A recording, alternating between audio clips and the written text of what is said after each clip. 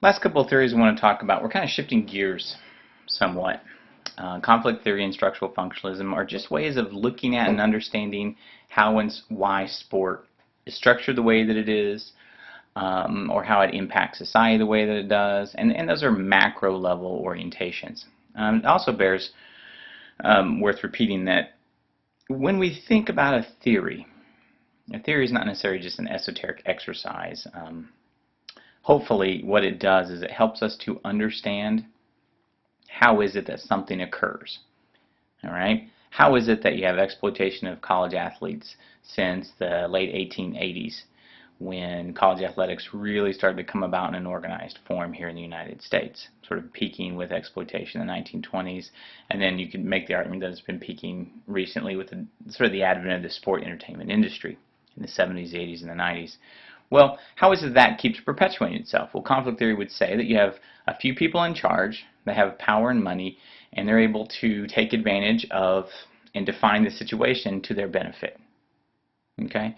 Functionalism would talk about why is it, or how is it that year after year we have physical education, and then within physical education we teach kids to play sports, or how is it that kids as young as 3, 4, 5, 6 years old are involved in organized sports. It's because sport provides a lot of different things. Health, it teaches us values like work ethic and how to respect authority, how to deal with adversity, pull yourself up by your bootstraps, that kind of thing.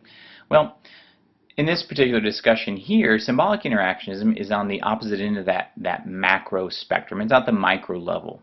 And basically it says that society, it doesn't really deal with society, but society is this combination of all these small little interactions between people and organizations, etc. All right? And so sports in and of themselves, there's nothing inherently good or bad. There's nothing that is a sport or not a sport. It's just whether you define it as such. So the physical activity has really nothing to do with whether it's a sport or not. And kind of one of the things we go to is cheerleading. Is that a sport? Well, it just kind of depends. Some people say, well, when it's on the sideline of a football game, it's not. But then a lot of those same dance routines, when it's done in a competitive setting, as you'd see on ESPN with the different cheerleading competitions, now all of a sudden it's a sport. And so implicit in that is what symbolic interactionism is saying, is that people understand, interpret, and are involved with sports on a variety of different levels, and that helps us. It influences our lives and our perception of who we are. And this whole idea of the self is going to be a very, very important recurrent theme when you talk about symbolic interactionism. And if you just look at the titles of these theories, okay, structural functionalism, it says you have to have a function. Everything in society, and it focuses on the structural or the macro level, you have, everything that's there has a specific function. Conflict theory says that change and conflict amongst resources like power and money and that kind of thing, that's what really influences society. Well, symbolic interactionism, basically it says, look, we interact, it's got the word in it, based upon symbols. All right? So, sport, this whole idea of identity. When you talk about, I'm a fan of whatever team, okay? And I'll speak from personal experience here. Obviously, fan of the Green Bay Packers. For me, though, when someone out of the woodwork and out of the blue all of a sudden becomes a Packer fan, I'm like, whoa, how long have you been a Packer fan? Well, I like Aaron Rodgers. Okay, so do I. But like, to me, as a diehard fan, it's part of my identity to some extent. Now, do I have a green and yellow garage and all that kind of stuff? No. But did I drop a couple of $100s to buy a couple different shares to be a part of the Green Bay Packers, the technical ownership group? Yeah. I mean, is that a sound financial investment? It's $300 a share. And so at the time when they had their last public open, and to buy a couple of shares, I mean, you blow $1,000. What have I gained out of that other than just donating $1,000 to the Green Bay Packers? Well, I gained, I get to go to the owners meeting, all, 20,000 of us. It's part of something that is me. People wear merchandise. Now, some people like it because, let's say they like a team just because of the colors and, hey, I'm going to wear a Wichita State shirt and I'm going to wear a Pittsburgh Pirates hat because they're both black and gold and they kind of look good together. And that's fine. It's your fashion statement, whatever. Um, but other people, they kind of move teams and they like teams. And it's part of who they are, and their identity is different than, say, my identity. And I've had one franchise, a professional football franchise, that I followed since I was 4 years old. All right? I'm not saying one's better or worse than the other, but people display their allegiance to these teams through purchasing merchandise or season tickets and things like that. And you have songs, like think of a college football game, and you have songs and chants and people, there's a sense of unity there. And for a lot of people, your identity is multifaceted, which means there's a lot of different stuff going on. So, I'm a teacher, I'm a professor, right? It's not the sum total of who I am, but it's a part of, who I am. I'm also a father. I'm also a Green Bay Packer fan. I'm also, lazy guy who likes to go sit by the lake and fish. I mean, there's a lot of different aspects to me. And so, when we start talking about the self or the identity, symbolic interactionism becomes a very, very powerful tool for understanding how and why we do what we do in the world of sports. Another example, and think about like student athletes. A lot of student athletes go to college. Their identity is primarily comprised of that role of being an athlete. All right, and we've done some research that looked at like student identity and athlete identity. Sorry, as I stumble over my words here. And what you find is that those people that have a strong athlete identity have a lower student identity. So it's not to say they can't coexist, but some of the personal research that I've been involved with says that one tends to be more dominant than the other. And so these different aspects of identity, how do we explain that to people? How do we explain that to student athlete services that are going to help these kids stay eligible and get degrees and that kind of thing? Symbolic interactionism becomes one of those tools. Well, to learn how it's going to be useful, this is the other thing that's really kind of cool about symbolic interactionism. It has 3 assumptions. The entire theory is based off of these 3 assumptions. It can get complicated because you're dealing with people, and rightfully so, it should. But compared to some of the other theories, this is very parsimonious. The first assumption, we respond to things in our environment based on these meanings that these things have. All right? You go to a football game. Is it just a football game? Well, it depends. If you're a diehard fan, maybe this is a social experience for you. Think about, there's a ton of research on the elderly and working out, physical activity, that kind of thing. These individuals generally do not go and work out by themselves because working out is sort of becoming a euphemism with a social experience. They say that as a culture, we get fat together or we get skinny together, meaning those people that work out and there's maybe a bit of a social experience to it, they tend to stick with those programs longer and be more successful in the long run. Eating, and some other unhealthy activities tend to happen around other people. Okay, and what that means is that the environment, I'm not talking about grass, rocks, and trees and stuff like that. I'm talking about where you go. Every situation is an environment. All right, and we're going to respond to that environment based upon what's going on. Well, those meanings, and this dovetails nicely into the second one, those meanings are constantly changing. That's what social constructions means. Okay? I'm going to the G, all right? The G on the side of the helmet of the Green Bay Packers. That is just simply a letter G. But in some instances, that G means something. Think of the Dallas Cowboys and the star. It's just a star, all right? But if you go and kind of like Terrell Owens did years ago, where he scored a touchdown and then went and ran to the middle of the field and the big star and stood in it, and it really, really, really upset the Dallas Cowboys. So when he scored another touchdown, he did it again. You had George Teague, I think, that ran all the way at 50 yards, 50-plus yards to go and hit him so that he wouldn't sully this star. It's a symbol, and these symbols are always changing, but these symbols mean a lot to us people. And then finally, shared meanings are always changing. So, whatever that symbol is, think about something like mascots and imagery in sport or language within sport. These things are constantly changing, all right? And each generation or each grouping has a different meaning to it, or associating with it. The constructed reality is just simply kind of the sum total of all these things. We don't consciously know that these things are going on. We're people. We just go into a situation, and that's just the way it is. If you're a student athlete, for example, or you don't even have to be a student athlete, forget that. Let's say you're a professional athlete.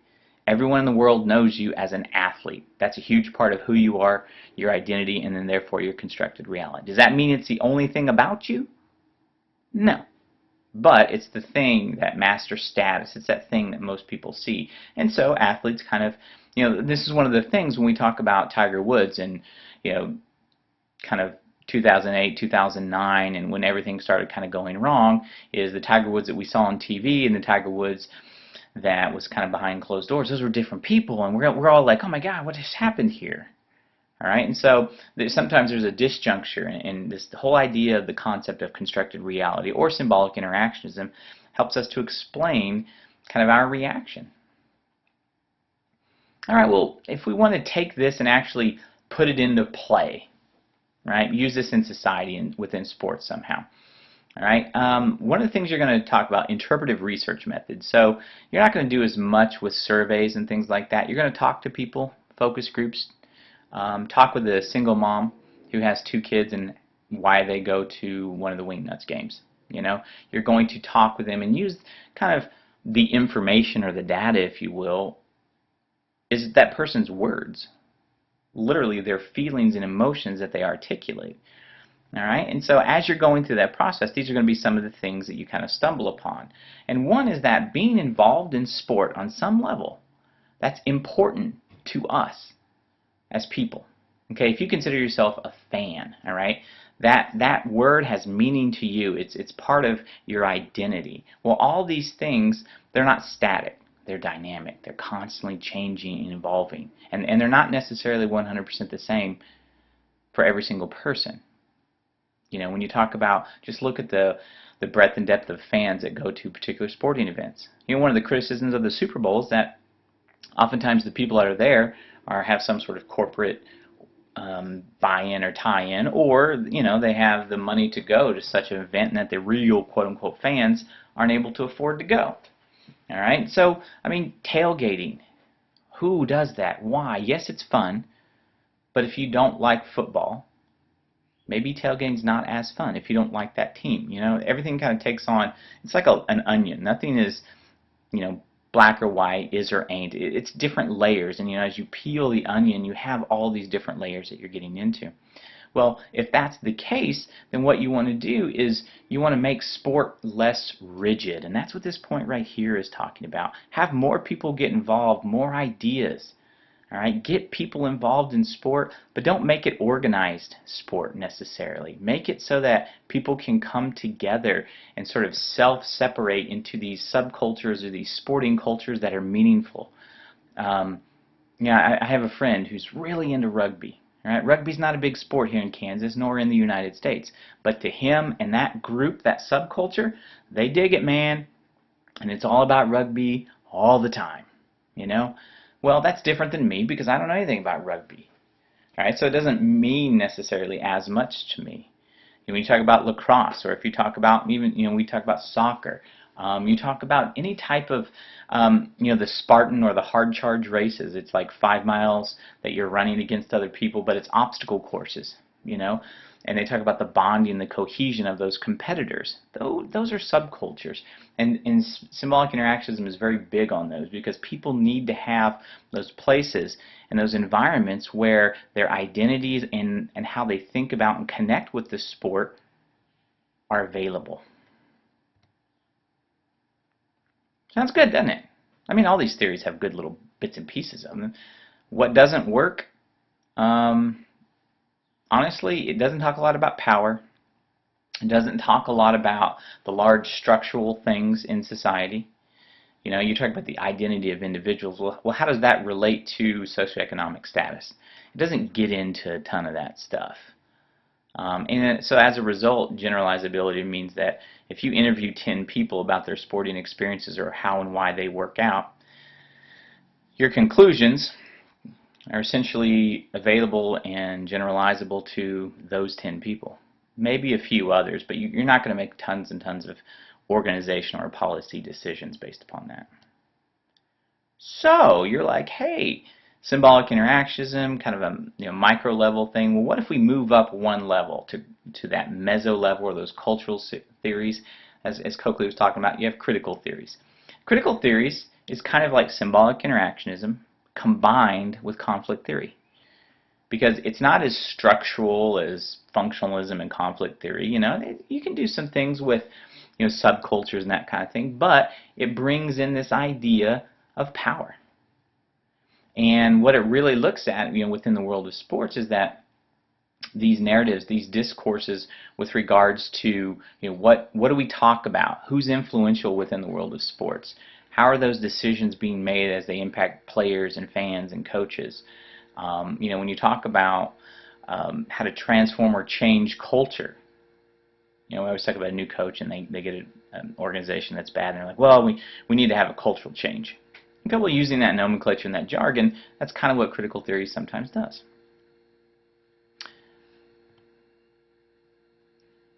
Just look at that.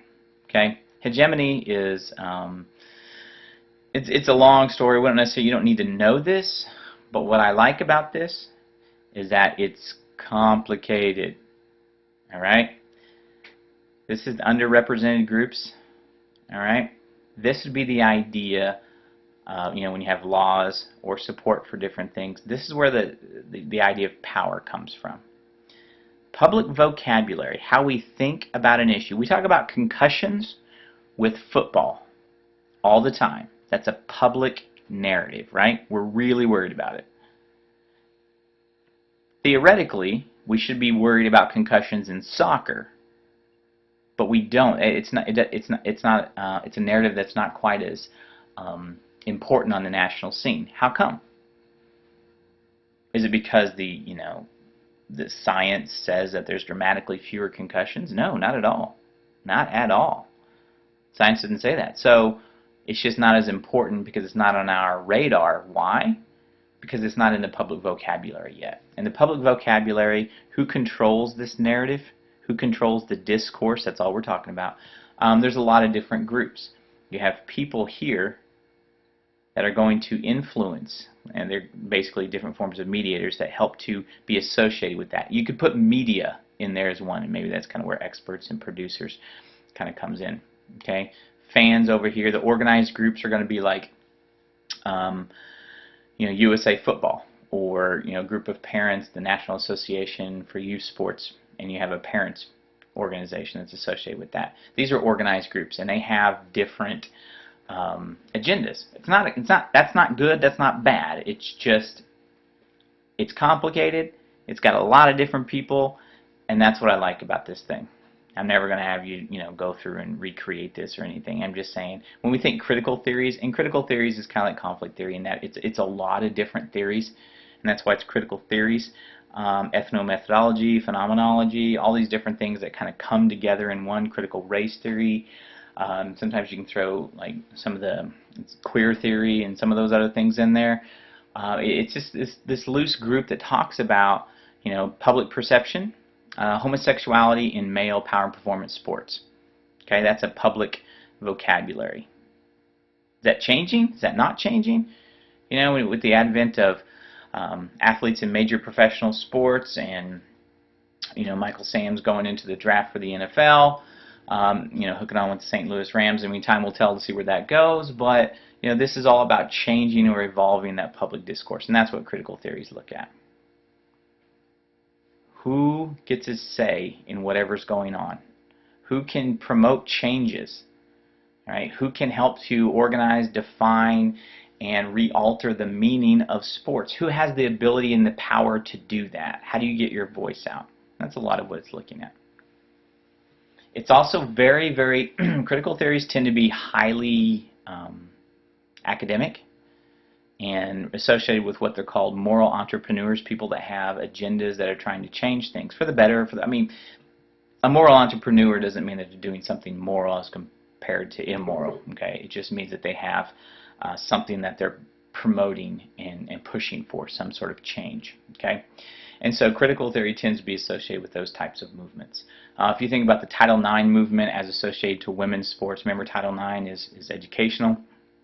But in the 70s, when you were finally able to get it to apply to not only sports but also apply to increasing developmental sporting opportunities for girls and women, that would be an example of kind of a critical theory and trying to change the ideologies. We've talked about ideologies before, which are just ways of thinking about the world. And within sport, we have a lot of different ways of thinking about the world. And that's why when you talk about any type of controversy, you know, again, I keep going back to this, but Washington Redskins and Native American imagery or indigenous imagery and mascots and things like that in sport, you know, you have a group of people that's a mascot.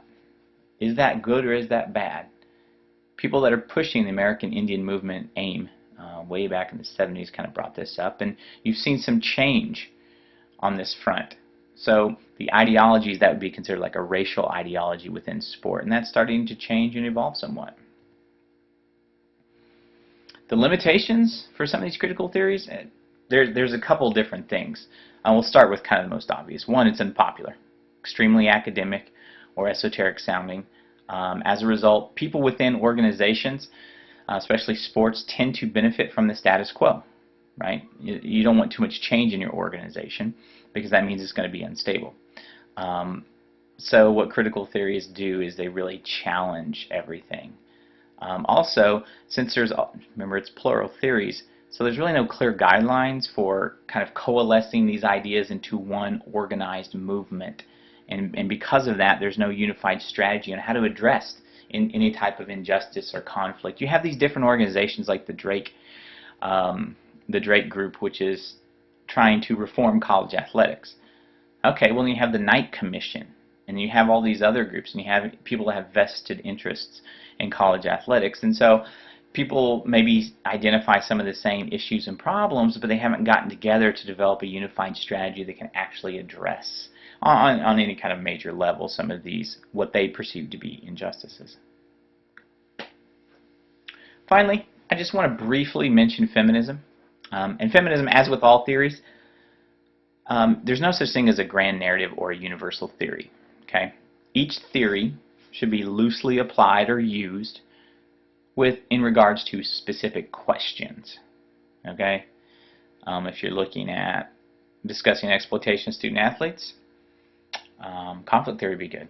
If you're talking about, you know, you're going to stand in front of some sort of county commission and argue that you need a new football field for the youth football team, you'd probably talk from a functionalist point of view about the values that are going to be promoted in the community by developing something or funding something like that.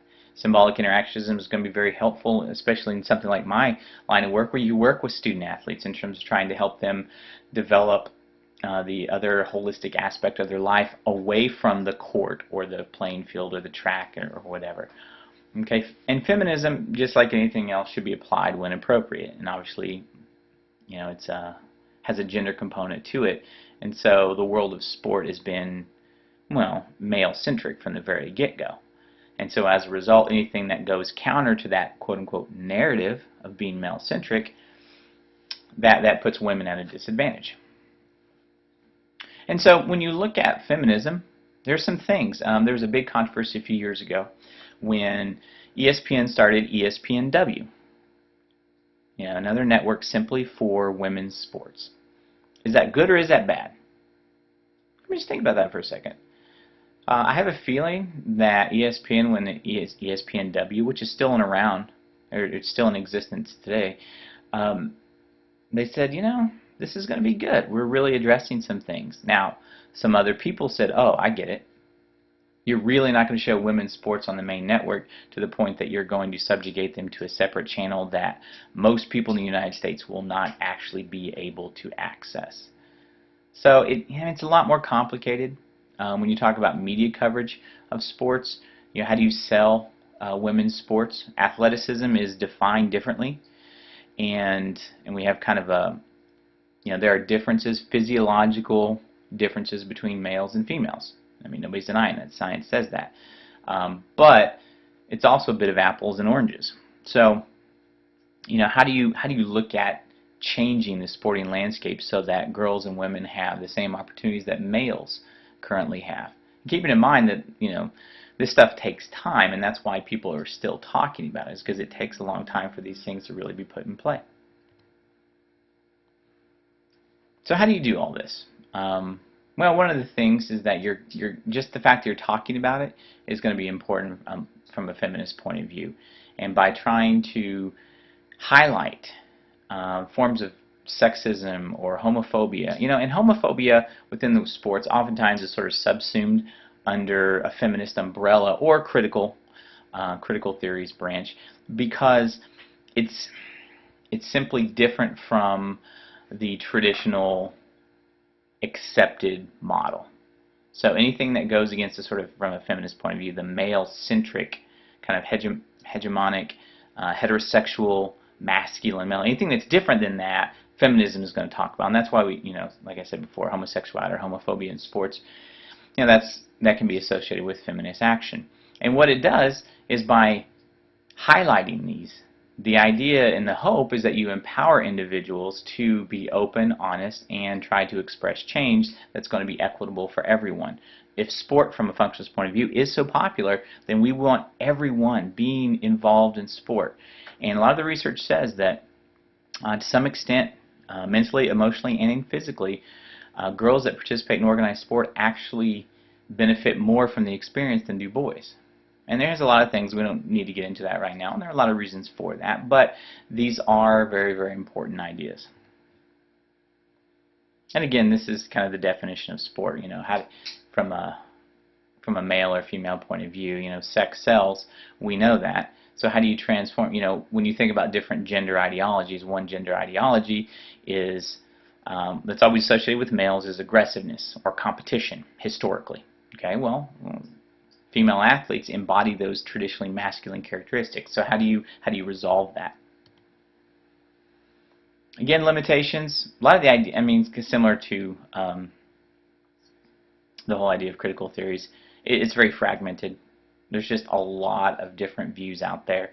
There's not a lot of consensus amongst feminists what constitutes feminism or an appropriate response, and so as a result, it's very scattered, and then therefore you're not able to devote enough attention to looking at how gender relates to a lot of other types of categories. And when you do, if you're looking at the gender, race, ethnicity connection, oftentimes that starts to morph into some of the critical theories. Point of all this, and this is kind of where I want to wrap up everything. No theory is perfect. Every theory has a little bit of something to add, but it's not going to explain everything. So what we're going to do is the buffet method. Theory integration. The idea is to make a more robust and powerful predictive or analytic model. You take the best from everything. And so you have to then think back to the whole idea of research. Define your question. Where do you go from there? Also, this is primarily a sociology of sport class. But don't discount ideas from human resource management, from anthropology, from history, from economics, from psychology, from educational research. Good ideas are good ideas, regardless of where they come from. And that's kind of what we want to do. You're not going to explicitly apply these things all the time, but again, the idea of theory is just, hey, how is it that X, Y, and Z happened? Well, let's think about this. Let's explain the past and examine the present so that we can predict the future. And when you talk about Major League Baseball and player development, being able to sign 4 or 5 Latin American prospects much cheaper than you can sign one domestic prospect. Well, you bring those people into different forms of rookie ball and things like that, and the grapefruit and the cactus leagues. Well, a lot of their development isn't necessarily going to be on the diamond. It has to take into consideration, from symbolic interactionism, maybe some of the critical theories as well, their life away from the field, from the diamond. Okay, that's how we kind of work all this stuff together. Marketing does a great job of applying theories, and we kind of want to fall back on that application process. Like I said before, not to impugn anyone, okay? I use the KISS model. Keep it simple, stupid. And that's purely for me. And that's the way that we're going to use theory, is that we're going to use it in bits and pieces. I love a good buffet, and so I'm going to take the bits and pieces from each one that help to explain whatever question I'm trying to answer.